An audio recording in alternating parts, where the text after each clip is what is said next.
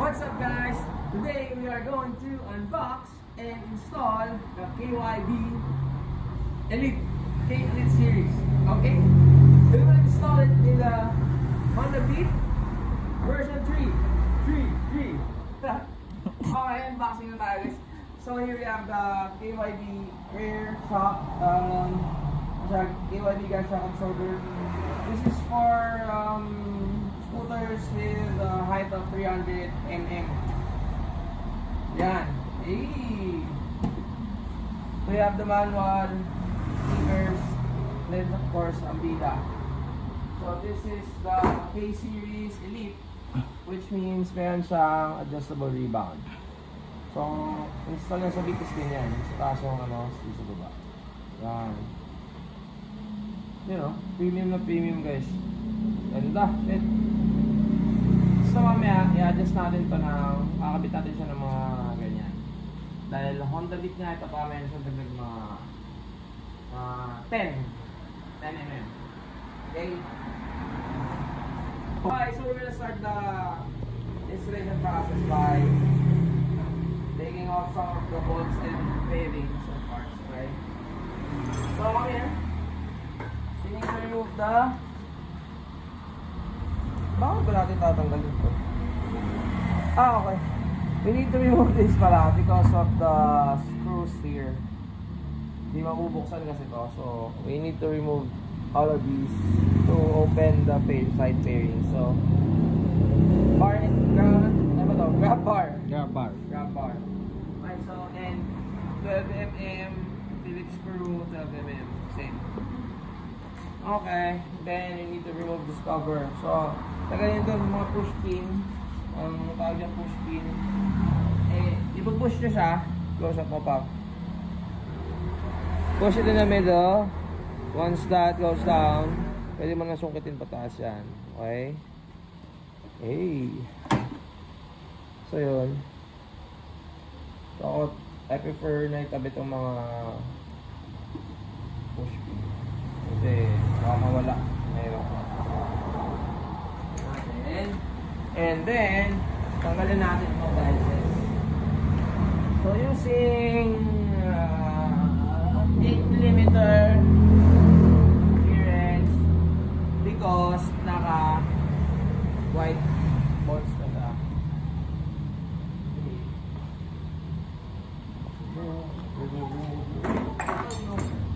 Next is okay, we're back from Irving's bathroom break. So ito nandito to. Okay. So pagkatanggal kasi nito, di ba? Left and right.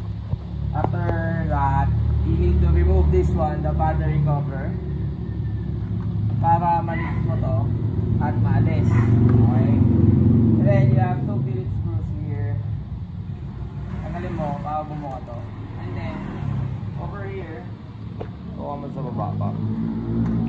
Dito banda, may push pin ulit. So, after removing those, pwede mo na yung to. Pag nabuha mo na to, tanggalin mo na yung G's na ganito yan. Nandito yan. Tatlan, 1, 2, and 3. So, pag natanggal nyo na yan, okay.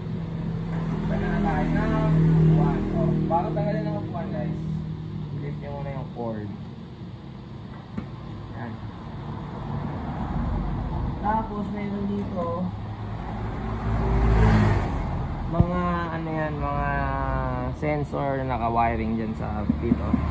Kay Irvin kasi nakatanggal na, so pwede na namin hugutin.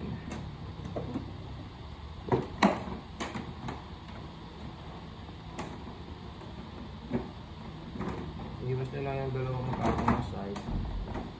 Okay na.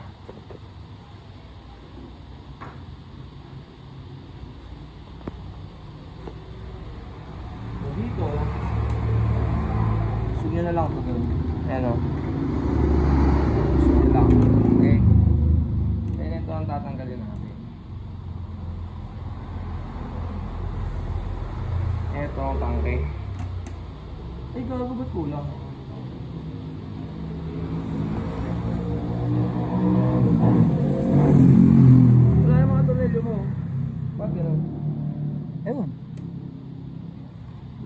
nakaipit dyan na eh. Gano'n. Okay. So, isa na itong bili na, hindi ko alam bakit. Okay, tanggalin natin.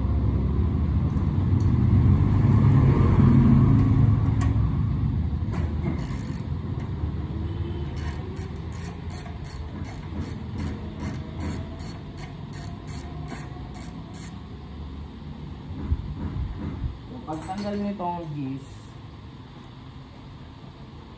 you need to slide this down a bit. Ano, okay na yan.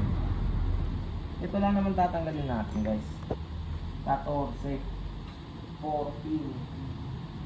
Okay. Basta makikita ko ito. Why? Yun. Nakikita natin ang 14, guys. So, maluwagan lang yan. Hak. Alright. Kung maluwag na yan, yun na yun. Babali mo. Oh. Kakakamay lang yan. See? Okay. Pause. So ito guys, na-adjust ko na sa tamang height na preferred ni Irvin. Tapos kakabit na natin. So shoot lang natin dito guys. Smooth lang ha. Pasok. Tapos sa baba, ito ang kanyang screw.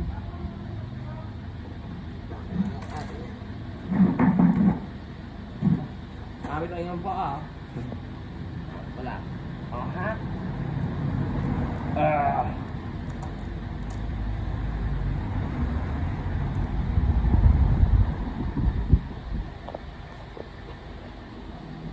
Alright guys, so installed na. Nakikita siya dito. Dito hindi pa, pero ganoon na din yun. So ayan ang ating KYB suspension sa Honda Beat. Alright, ganda shit. Pumagay sa motor ni Gopal. So sana may natulong kayo today's video. And mamontage na lang namin to para sa ano. So watch out for the next video. Bye!